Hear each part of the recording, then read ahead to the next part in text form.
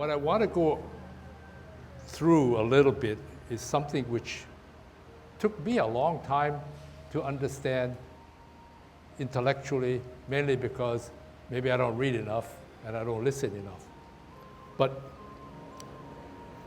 and what I was trying to do was meld Chinese philosophy with Western physiology, okay? And one of the things I came across is postural orientation. And that is a different word than what we do every day. But what it's trying to tell you is that our bodies, in whatever position they're taking, are orienting to our environment, okay? Postural orientation. And the important part of postural orientation is we are orienting to gravity. Because if we don't orient the right way to gravity, we fall, or we just stay in a lump. But if we orient, that's important. And another term is optimum postural orientation, which to me is optimum means it's the best position to be in spatial orientation of your body in relation to gravity, okay? But Tai Chi forms are a series of trying to get into posturally favorable, posturally optimal orientation.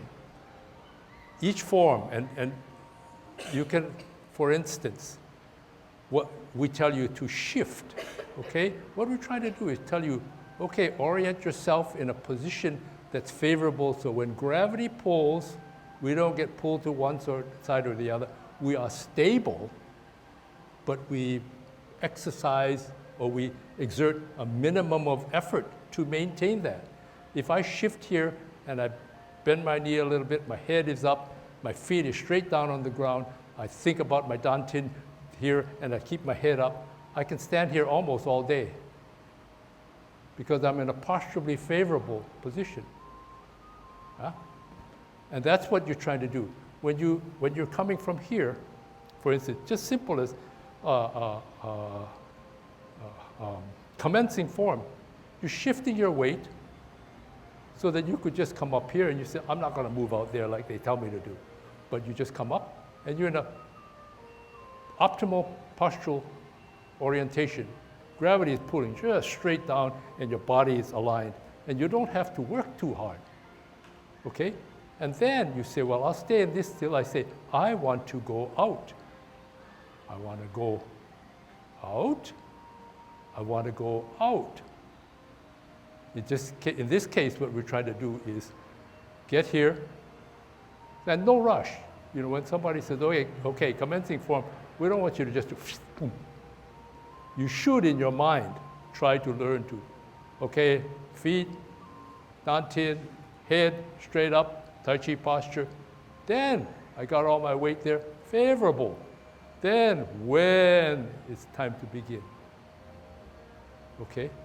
And of course, Tai Chi, the slower you do it, the better control you probably have of your body. And that's the name of the game, okay?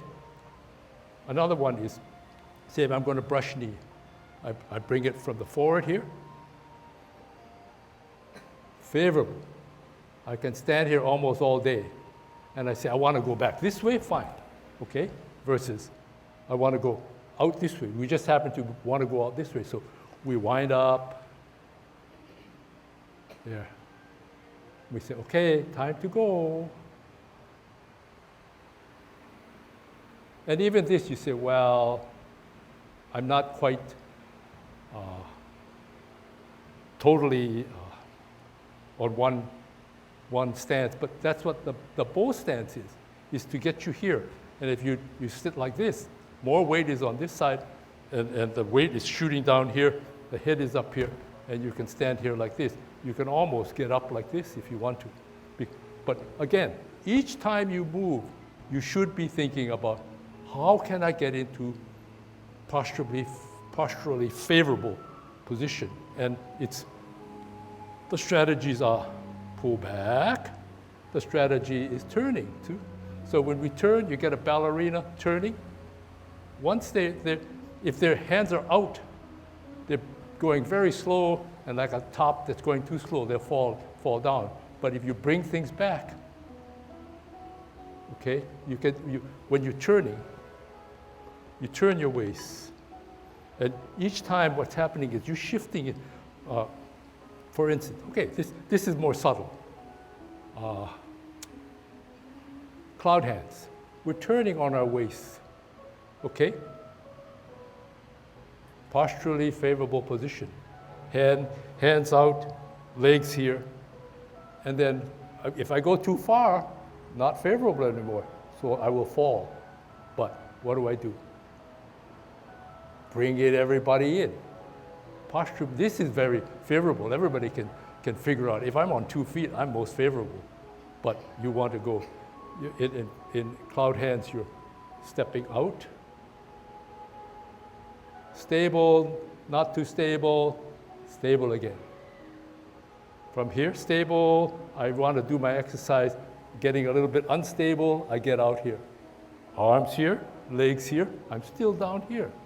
So when you do your Tai Chi, as you do your forms, each of the 10 forms, you're trying to figure out within that process, substantial, insubstantial, how am I getting to posturally or optimum postural orientation?